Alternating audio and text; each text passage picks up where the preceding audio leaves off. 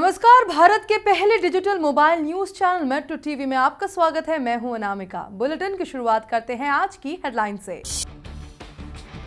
38 घंटे में पाक ने एलओसी पर तीसरी बार तोड़ा सीज फायर। अखनूर और छाव सेक्टरों में की फायरिंग, सेना ने दिया मुंहतोड़ जवाब। रुक रुक कर हो रही फायरिंग।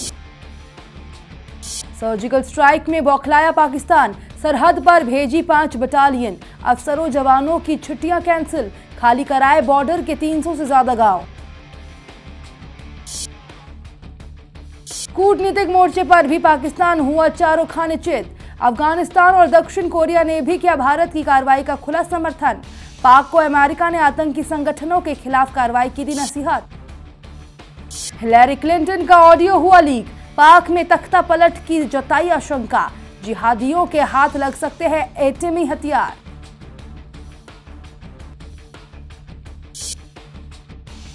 और देश भर में आज से नवरात्रि पर्व की धूम। मंदिरों में जगमगाई आस्था के ज्योत। देवी दर्शन के लिए उमड़ी श्रद्धालुओं की भीड़। वैष्णो देवी में बढ़ाई गई सुरक्षा।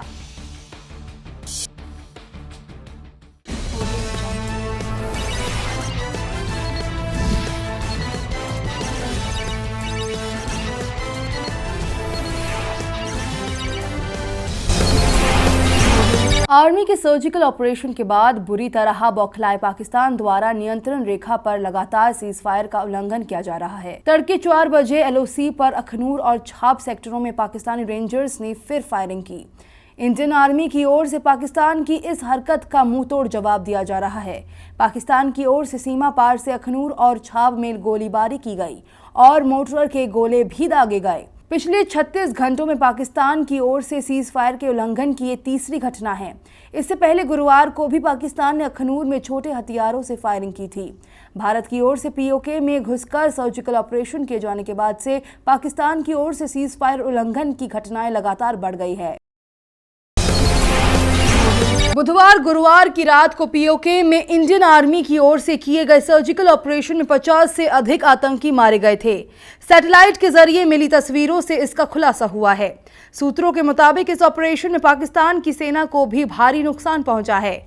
वहीं सर्जिकल स्ट्राइक के बाद भारत के सभी बड़े शहरों में अगले 30 दिनों के लिए आतंकी अलर्ट जारी कर दिया गया है।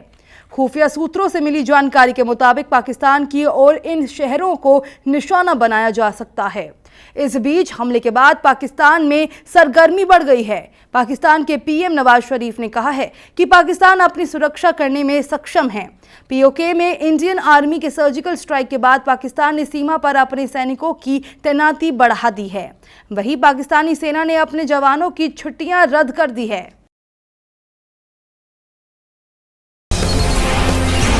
उड़ी आतंकी हमले के बाद पाकिस्तान को सबक सिखाने के लिए सर्जिकल अटैक की तैयारी की जानकारी भारत ने अमेरिका सहित कई महत्वपूर्ण देशों को पहले ही दे दी थी। ऑपरेशन को अंजाम देने से ठीक एक दिन पहले विदेश मंत्री सुषमा स्वराज की अपने अमेरिकी समकक्ष जॉन कैरी से लंबी बात हुई थी। इस दौरान सुषमा ने कैरी को भारत के भावी रुख से अवगत करा दिया था। इसके अलावा राष्ट्रीय सुरक्षा सलाहकार अजीत डोभाल भी इस कार्रवाई से पहले कई देशों के संपर्क में थे। डोभाल ने भी अपने अमेरिकी समकक्ष सुसैन राइस को भारत के भावी रुख से अवगत करा दिया। इस दौरान पाकिस्तान के मित्र देशों से विशेष रूप से कूटनीतिक संपर्क साधा गया था। हालांकि इस दौरान ये जानकारी नहीं दी गई थी कि सर्जिकल अटैक कब और कहां किए जाने का इरादा है। किरकिरी से बचने के लिए भारत की ओर से किए गए सर्जिकल स्ट्राइक को नकारने वाले पाकिस्तान को कूटनीतिक मोर्चे पर बुरी तरह से मुंह की खानी पड़ी है। सर्जिकल स्ट्राइक की सार्वजनिक घोषणा के बाद जहां चीन और उसके स्वाभाविक मित्र माने जाने वाले देशों ने चुप्पी साधकर पाक को झटका दिया है, वहीं बांग्लादेश के बाद अफगानिस्तान और दक्षिण कोरिया ने भारत की कार्रवाई का खुलकर समर्थन किया है। इस बीच श्रीलंका ने भी बांग्लादेश, भूटान और अफगानिस्तान की तरह सार्क सम्मेलन से दूरी बनाकर दक्षिण एशिया में पाकिस्तान को अलग थलग करने की मुहिम को और मजबूत बनाया है। पाकिस्तान को सबसे बड़ा झटका अमेरिका की ओर से मिला है। अमेरिका ने सर्जिकल स्ट्राइक मामले में पाकिस्तान के पक्ष में बिना एक शब्द बोले उसे आतंकियों और आतंकी संगठनों के खिलाफ कार्रवाई की नसीहत दी है। नियंत्रण रेखा पर तनाव के मद्देनजर संयुक्त राष्ट्र के महासचिव बान की मून के शीर्ष सहयोगी ने भारत एवं पाकिस्तान से संयम बरतने और शांतिपूर्ण तरीके से अपने मतभेद सुलझाने को कहा है। नियंत्रण रेखा के उस पार आतंकवादियों के साथ ठिकानों को निशाना बनाकर किए गए भारत के सर्जिकल स्ट्राइक के मद्देनजर बान की मून के प्रवक्ता स्टीफेन दुजारिक ने कहा कि संयुक्त राष्ट्र नियंत्रण रेखा पर तनाव बढ़ने के मद्देनजर गहरी चिंता के साथ स्थिति पर निसंदेह नजर रख रहा है। उन्होंने कहा, भारत और पाकिस्तान के लिए संयुक्त राष्ट्र के सैन्य पर्यवेक्षक समूह संघर्ष विराम उल्लंघनों के बारे में जानते हैं और अधिक जानकारी प्राप्त करने के लिए अधिकारियों के संपर्क में हैं। खबरों के सफर में फिलहाल इतना ही। देश दुनिया की पल पल की खबरें हम आप तक पहुंचाएंगे एक नए अंदाज में आपके मोबाइल फोन के माध्यम से। तो आप जुड़े रहिए मेट्रो टीवी से। तब तक के लिए नमस्कार।